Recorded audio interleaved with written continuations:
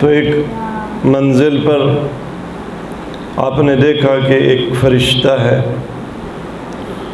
جس کا نہ دائیں خیال ہے نہ بائیں خیال ہے، اپنے کام میں مصروف ہے۔ حضرت جبرائیل سے پوچھا کہ یہ ملک کون ہے، اس کی ڈیوٹی کیا ہے؟ جناب جبرائیل علیہ السلام نے بتایا کہ یا رسول اللہ، یہ ملک الموت ہے جو اپنے کام میں مصروف ہے، قبض ارواح میں مصروف ہے۔ سرکار نے فرمایا میں اس کے ساتھ میرے الفاظ میں چند باتیں کرنا چاہتا ہوں، اور پوچھا کہ کیا ارواح تو قبض کرتا ہے؟ اس نے عرض کی ہاں یا رسول اللہ، یہ میرا کام ہے۔ فرمایا تمام انسانوں کی روح تو قبض کرتا ہے؟ عرض کی ہاں یا رسول اللہ۔ البتہ قبض روح کے حوالے سے کون روح قبض کرتا ہے؟ اصل اور حقیقی قابض روح اللہ تبارک و تعالی ہے۔ لہذا قبض روح کی نسبت یا موت دینے کی نسبت قرآن نے خدا کی طرف بھی دی ہے، حضرت عزرائیل کی طرف بھی دی ہے، اور ملائکہ کی طرف بھی دی ہے۔ در حقیقت خدا اپنے امور اپنے فرشتوں کے ذریعے سے، اسباب کے ذریعے سے انجام دیتا ہے۔ کہتے ہیں کہ ملائکہ کے 4 گروہ ہیں، ایک گروہ کا رئیس اور سردار وہ حضرت جبرائیل ہے۔ الہام کسی کو کرنا ہو، وحی ہونی ہو، وہ معصوم ہو غیر معصوم ہو، بعض اوقات غیر معصوم کو بھی الہام ہوتا ہے، جیسے حضرت موسیٰ کی مادر، جیسے علماء ربانیین، جیسے الہی شعراء۔ بعض اوقات ایک مطلب آپ کے سوچ و بچار کا نتیجہ نہیں ہوتا، بالخصوص کرٹیکل سچویشنز میں بعض اوقات ایک ایسی انوکھی فکر آپ کے ذہن میں آ جاتی ہے، آپ بعد میں خود تعجب کرتے ہیں ماشاءاللہ میں نے تو کبھی ایسا سوچا ہی نہیں تھا، ایسا راہ حل نکل آیا۔ نہیں، یہ الہام ہوتا ہے خدا کی طرف سے، اور اس الہام کی ذمہ داری جن ملائکہ کے ذمہ ہیں ان کا سردار حضرت جبرائیل ہے۔ اب حضرت جبرائیل ڈائریکٹ خود وہ کام انجام دے، وحی نازل کرے، ہدایت کرے، یا اپنے کسی کارندے کو، کسی محتاط فرشتے کو بھیج دیں۔ یہ کام اسی طرح سے رزق و روزی حضرت میکائیل کے ہاتھ میں، حیات حضرت اسرافیل کے ہاتھ میں، اس کے محتاط فرشتوں کے ہاتھ میں، موت حضرت عزرائیل اور آپ کے محتاط فرشتوں کے ہاتھ میں ہے۔ لیکن چونکہ آرڈر وہ جاری کرتے ہیں، بگ باس ملائکہ کے جو روح قبض کرتے ہیں وہ حضرت عزرائیل ہیں، تو اپنی طرف نسبت دے سکتے ہیں۔ جیسے بڑا افسر چاہے اس کے نوکر نے بھی آگے کام کیا ہو، اس سے بڑا افسر جب اس سے پوچھے کہ کس نے یہ کام کیا ہے تو وہ کہتا ہے جی میں نے کروایا ہے یا میں نے کیا ہے، بات ٹھیک ہے۔ تو اس میں کنفیوژن والی کوئی بات نہیں ہے۔ ایک دفعہ مل کے بلند آواز میں صلوات پڑھیں۔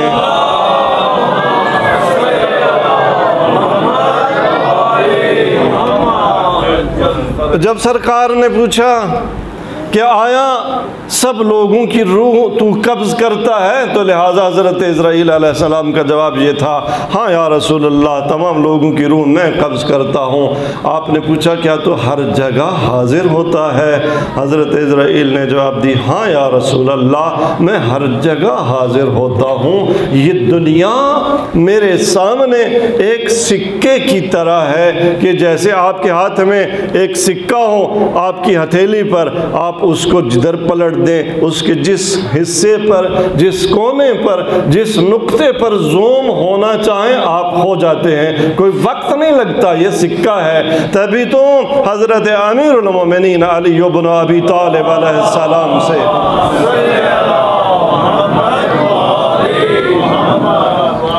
مولا سے کسی نے پوچھا یا علی، یہ راز کیا ہے؟ جب بھی آپ سے مسئلہ پوچھتے ہیں نہ آپ غور کرتے ہیں نہ آپ فکر کرتے ہیں، آپ فوراً جواب دے دیتے ہیں۔ مولا نے یہ فرمایا تیرے ہاتھ کی انگلیاں کتنی ہیں؟ تو اس نے بلا تأمل کہا مولا میرے ہاتھ کی انگلیاں 5 ہیں۔ تو آپ نے فرمایا آپ نے غور نہیں کی، تأمل نہیں کیا، بلا تأمل کیوں یہ جواب دے دیا کہ میرے ہاتھ کی انگلیاں 5 ہیں؟ کہا مولا ہر وقت ہی تو ہاتھ سامنے ہوتا ہے، اس میں تأمل کی کون سی ضرورت ہے؟ آپ نے فرمایا پوری شریعت ہر وقت علی کے سامنے ہوتی ہے، اس میں تأمل کی کیا ضرورت ہے؟ تو حضرت عزرائیل نے یہ فرمایا کہ یا رسول اللہ پوری دنیا میرے سامنے ہے، ایک سکے کی مانند، جو اس کا رخ دیکھنا چاہوں جب دیکھنا چاہوں پوری دنیا میرے سامنے ہے، لہٰذا میں ہر جگہ حاضر ہوتا ہوں۔ پھر فرمایا یا رسول اللہ میں ہر گھر میں 5 بار ایک دن میں حاضری دیتا ہوں، ہر گھر میں ایک دن میں 5 بار میں حاضر ہوتا ہوں، دیکھتا ہوں اہل خانہ کو کب کس کی نوبت ہے، کب کس کا نمبر ہے، اور جب کسی کا وقت وفات آ پہنچتا ہے اس کی روح قبض کر لیتا ہوں، باقی رو رہے ہوتے ہیں اس پر، مرنے والے پر، اور میں کہہ رہا ہوتا ہوں کہ اس پر نہ رو، اس نے اپنی عمر پوری کر لی، اس نے جو رزق کھانا تھا وہ کھا لیا مکمل، اس نے اپنا رزق جو اللہ نے اس دنیا میں اس کے لیے لکھا تھا وہ کھا لیا۔ دیکھیں اس کائنات میں اللہ نے ہر نفس کا ایک رزق لکھا ہے، جب تک وہ نفس، جب تک وہ انسان اپنا مکمل رزق کھا نہ لے حضرت عزرائیل اس کی روح قبض نہیں کرتے۔ فرق صرف اتنا ہے کہ کچھ حرام کے طریقے سے کھاتے ہیں، اگر حرام نہ بھی کماتے، رشوت نہ بھی لیتے، 2 نمبری نہ بھی کرتے، جو رزق اللہ نے لکھا تھا انہیں حلال طریقے سے بھی ملنا تھا۔ لہٰذا جو رزق مقسوم ہے وہ ہر حالت میں تجھے ملنا ہے، تجھے کیا ضرورت ہے 2 نمبری کی، تجھے کیا ضرورت ہے چوری کی، ڈکیٹی کی، دوسروں کے مال پر کوئی غلبہ کرنے کی، ناانصافی کرنے کی، رشوت دینے کی؟ نہیں عزیزان گرامی، حلال کما، اللہ تبارک و تعالی تب تک تجھے موت نہیں دے گا جب تک تیرا رزق مقسوم تجھے مل نہ جائے۔ لہذا حضرت عزرائیل فرماتے ہیں کہ میں رونے والوں سے کہتا ہوں کہ یہ جو مر گیا، جس کی روح میں نے قبض کر لی ہے، اس نے اپنی عمر تمام کر لی، اس کا پیمانہ عمر بھر گیا، اس نے جو رزق کھانا تھا وہ کھا لیا، اسے اللہ نے دعوت دی، پکارا اور اس نے لبیک کہا، اس پر نہ رو، رونا ہے تو اپنی باری پر رو کہ اب تمہارا نمبر آنے والا ہے۔ لہذا ملک الموت مرنے والے پر جو رونے والے رو رہے ہوتے ہیں انہیں یہ کہہ رہا ہوتا ہے فَلْيَبْقِ الْبَاقِي عَلَى نَفْسِ، اے رونے والے تو اپنے آپ پر رو کہ تیرے اب نفس کی مدت کتنی رہ گئی، تجھے نہیں معلوم کب تیرا نمبر آ جائے گا، تجھے بلاوا آ جائے گا۔ ملک الموت یہی آواز دیتا ہے، قبر یہی آواز دیتی ہے۔ قبر تاریکی کا گھر ہے، قبر بہت ہی وحشت کا گھر ہے، اس کے لیے پہلے سے آمادہ ہو کے آ۔ لہٰذا انسان کے لیے ضروری ہے کہ برزخ میں جانے سے پہلے، قبر میں جانے سے پہلے، سکرات اور غمرات کی منزل پر پہنچنے سے پہلے مناجات کر لے، رو لے۔ یہ جو مناجات آئمہ ہیں، یہ جو ادعیہ آئمہ ہیں، جو امیر المومنین علی بن ابی طالب علیہ السلام، امام زین العابدین علیہ السلام،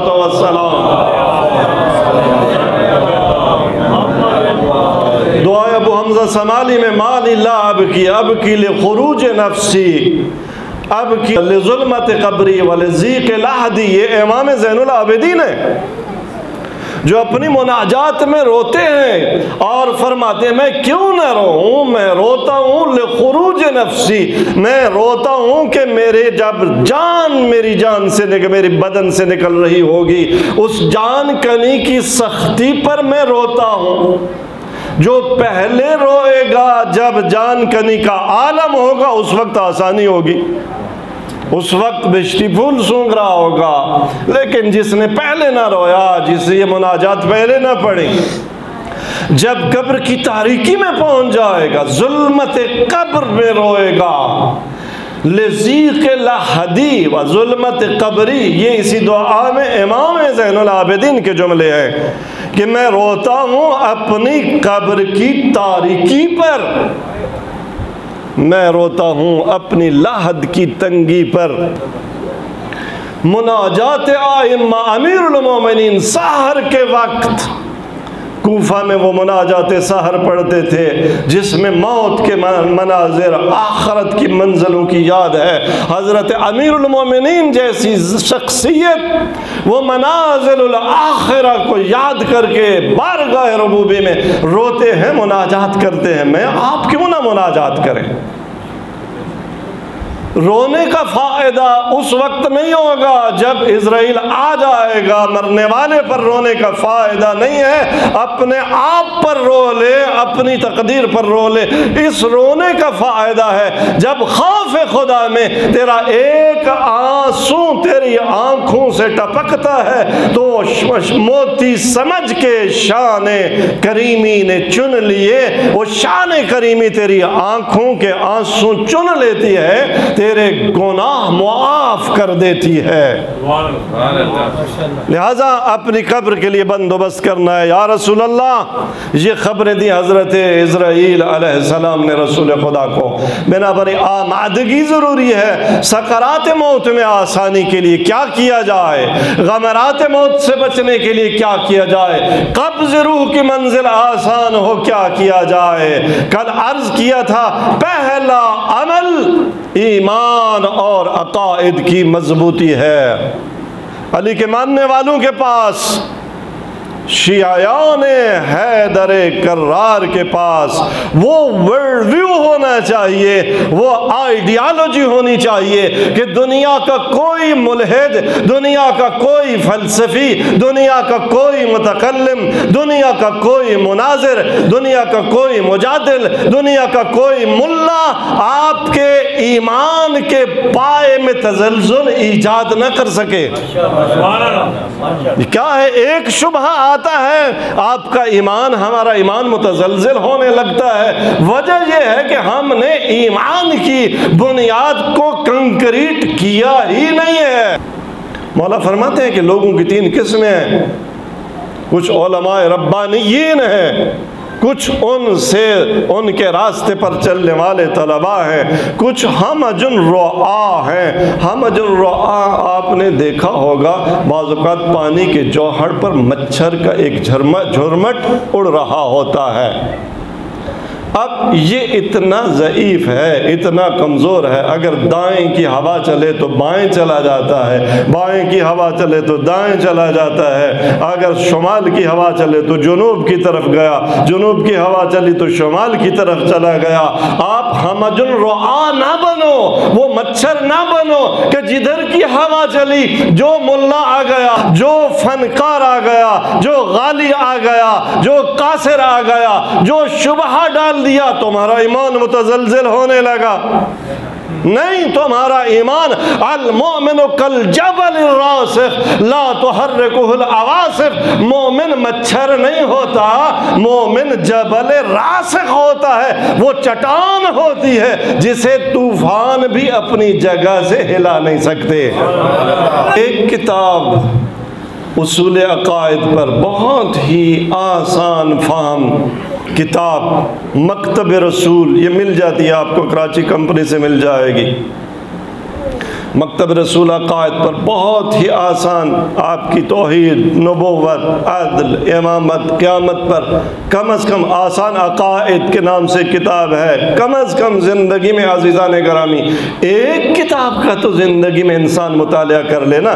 کتنا وقت آپ واٹس ایپ پہ، کتنا آپ انٹرنیٹ پہ، کتنا آپ قصے کہانیوں میں، کتنا آپ ڈراموں میں، کتنا آپ کھیل تماشے میں۔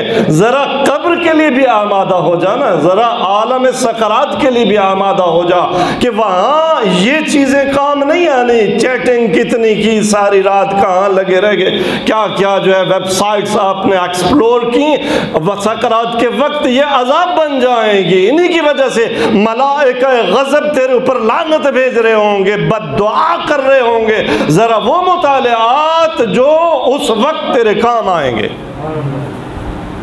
ایمان اور عقائد، دنیا سے لا تعلقی، دوسرا عامل جو سکرات اور قبر کی آسانی کا موجب ہے۔ تیسرا عامل محبت امیر المومنین علی بن ابی طالب، کہ من احب علی حون اللہ علیہ سکرات الموت، جو علی سے محبت کرتا ہے اللہ اس پر موت کے سکرات آسان کر دیتا ہے۔ ماشاءاللہ۔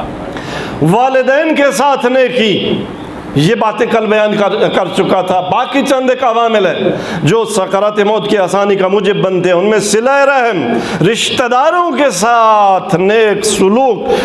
جو رشتہ دار کے ساتھ قطع تعلق کرتا ہے اور شریعت کی بنیاد پر نہیں، دین کے لیے نہیں، دنیا کے لیے، اس پر قرآن میں لعنت ہوئی ہے۔ یہ پکا لعنتی ہے۔ اگر پکا لعنتی ڈھونڈنا ہو تو کون ہے؟ ان میں ایک وہ شخص جو قطع رحم کرتا ہے، صلہ رحمی۔ تبھی تو امام صادق علیہ الصلوۃ والسلام ارشاد فرماتے ہیں،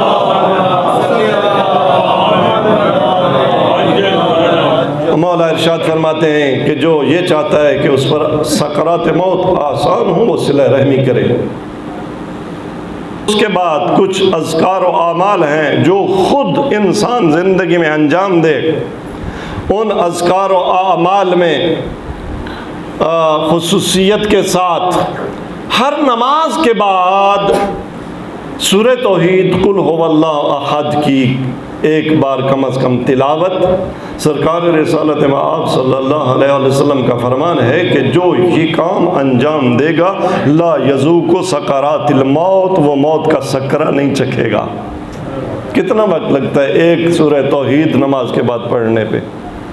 اس کو اپنا ورد بنا لیں، ہر نماز کے بعد مستحب روزوں میں ماہ رجب کے روزے کم از کم ایک روزہ ماہ رجب میں ضرور رکھیں۔ انسان اپنی زندگی میں کفن آمادہ کرے اور اس کفن کو دیکھتا رہے۔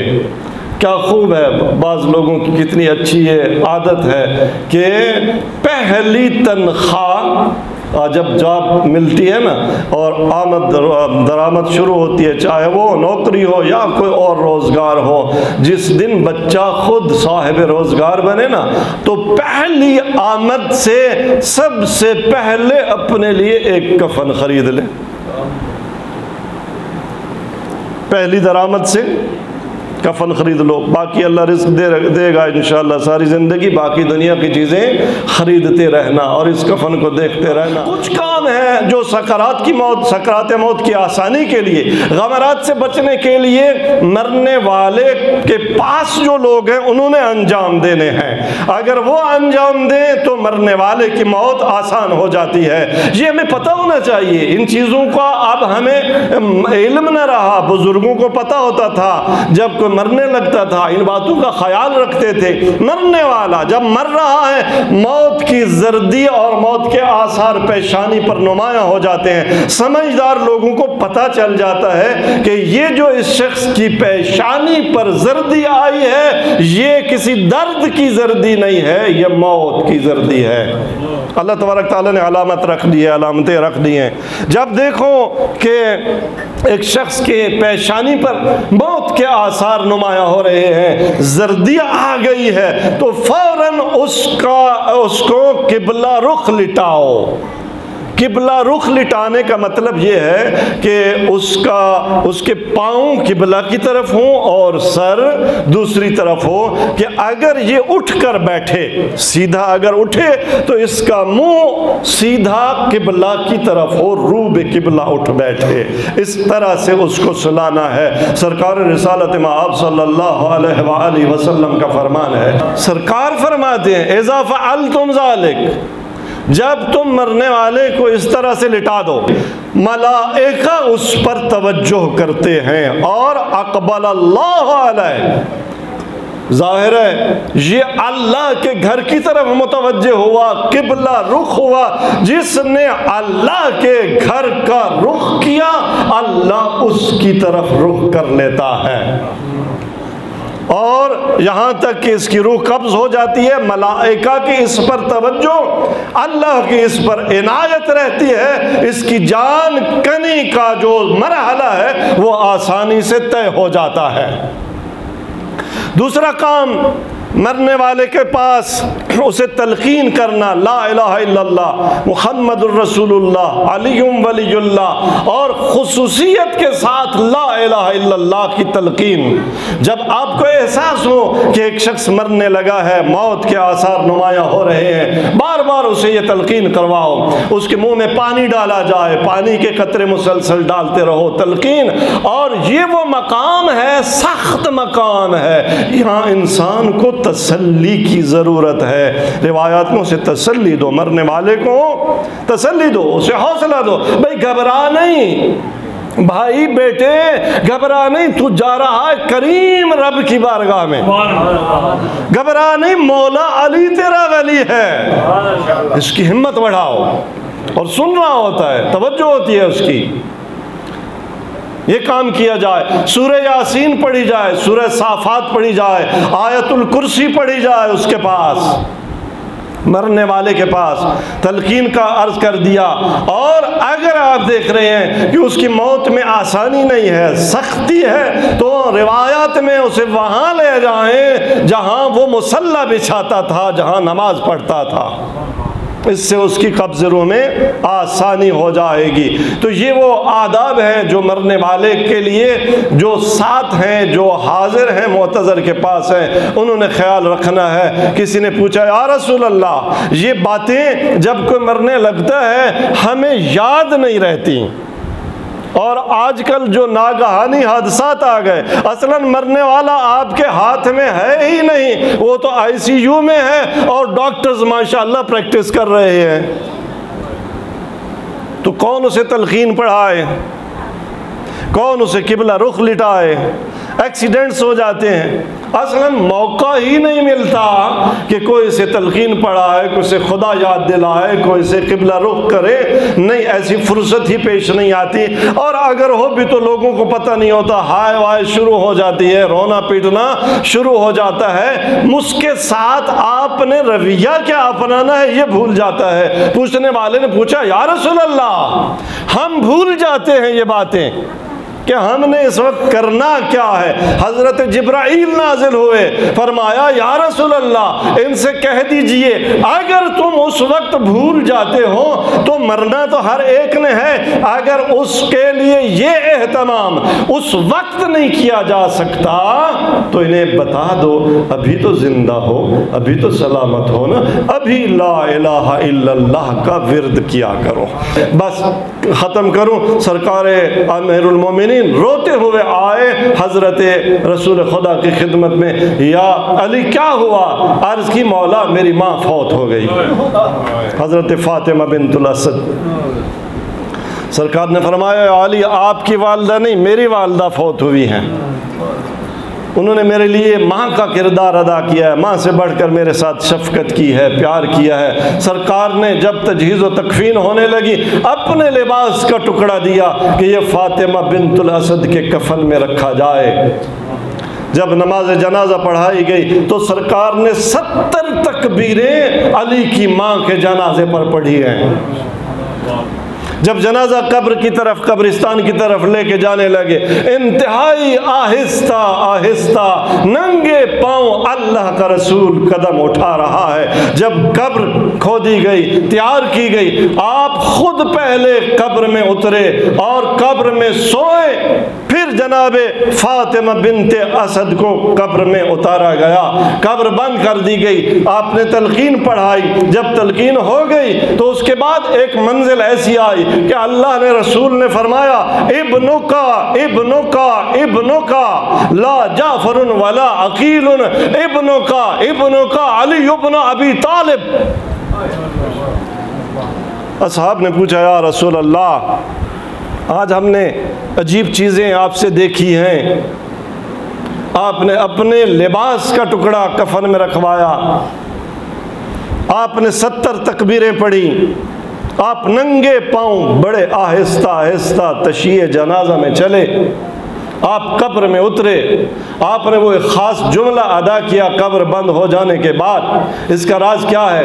فرمایا کہ میں نے ایک دن جب اپنی ماں اور مادر علی کو بتایا تھا کہ محشر کے دن لوگ عریان اپنی قبروں سے نکلیں گے، تو اس وقت مادر علی نے کہا تھا ہائے شرمساری ہائے حیا، تو میں نے اپنے لباس کا ٹکڑا فاطمہ بنت اسد کے کفن میں رکھا کہ جس دن مردے محشور ہوں گے علی کی ماں کا کفن بوسیدہ نہ ہو، تازہ کفن کے ساتھ علی کی ماں محشور ہوں، بدن عریان نہ ہو۔ علی کی ماں کے لیے تو بندوبست ہو گیا، ہماری ماؤں بیٹیوں کے لیے بندوبست ہے؟ ہاں کچھ مومن ایسے ہوتے ہیں کئی سال بعد جب قبر کھودی گئی دیکھا کفن تازہ ہے، کوئی ایسا عمل کر کہ بروز محشر جب قبروں سے اٹھایا جائے تو تیرا کفن تازہ ہو، تیرا بدن عریان نہ ہو۔ لوگوں کی پردہ پوشی کرنا، بے حیائی سے بچنا، عفت، یہ موجبات ہیں۔ تو میں نے یہ اپنے لباس کا ٹکڑا اس لیے فاطمہ بنت اسد کے کفن میں رکھوایا، میں نے 70 تکبیریں اس لیے پڑھی کہ 70 صفِ ملائکہ کی فاطمہ بنت اسد کے جنازے میں حاضر تھی۔ آہستہ آہستہ اس لیے چلے، ملائکہ کا بہت ازدحام اور ہجوم تھا، قدم تیزی سے اٹھائے ہمیں نظر نہیں آتے، وگرنہ جو اہل اللہ ہوتے ہیں، جو اولیاء الہی ہوتے ہیں، ان کے جنازے میں ملائکہ چل رہے ہوتے ہیں، ملائکہ تشییع کر رہے ہوتے ہیں۔ جو کسی مومن کی تشییع جنازہ میں شریک ہوتا ہے، جب وہ مر جاتا ہے اللہ فرشتوں کو بھیجتا ہے کہ اس نے مومن کے جنازے کی تشییع کی تھی، چلو تم اس کے جنازے کے ساتھ ساتھ چلو، اس کے لیے مغفرت کی دعا کرو۔ ملائکہ کا ہجوم تھا، اس لیے میں آہستہ آہستہ چل رہا تھا۔ قبر میں اس لیے اترا کہ جب میں نے قبر کی سختی اور تاریکی کا ذکر کیا تھا تو ماں فاطمہ بنت الاسد مادر علی نے وا غربتا کہا تھا، میں نے کہا تھا ماں آپ پریشان نہ ہوں، میں خود آپ کی قبر میں سوؤں گا، جس سے نہ قبر کی تاریکی ہوگی نہ قبر کی تنگی ہوگی۔ یا رسول اللہ، دفن کرنے کے بعد، قبر بند کرنے کے بعد وہ جو جملے آپ نے فرمائے ابنوں کا ابنوں کا ابنوں کا، فرمایا فاطمہ بنت اسد سے منکر و نکیر سوال کر رہے تھے، میں موجود تھا جب قبر پر اور آپ بھی یہ میرا کلام سن رہے تھے، منکر و نکیر کا سوال و جواب شروع ہو گیا تھا۔ جب منکر و نکیر نے پوچھا کہ من ربک من ربو کے، تو حضرت فاطمہ بنت اسد نے فرمایا اللہ ربی، اور جب ملائکہ نے پوچھا، منکر و نکیر نے پوچھا من نبیوں کے، تو آپ نے فرمایا محمد، محمد میرے نبی ہیں، اور جب منکر و نکیر نے پوچھا من اماموں کے تو اب ماں ہے نا، تھوڑا حیا آیا کہ کیسے بیٹے کو امام بتاؤں، تو میں نے اوپر سے تلقین کی ابنوں کے، تیرا بیٹا تیرا بیٹا تیرا بیٹا، اب بیٹے ہیں زیادہ، جعفر نہیں، عقیل نہیں، تیرا بیٹا علی ابن ابی طالب تیرا امام ہے۔ لہٰذا یہ تلقین کی جائے مرنے والے کو۔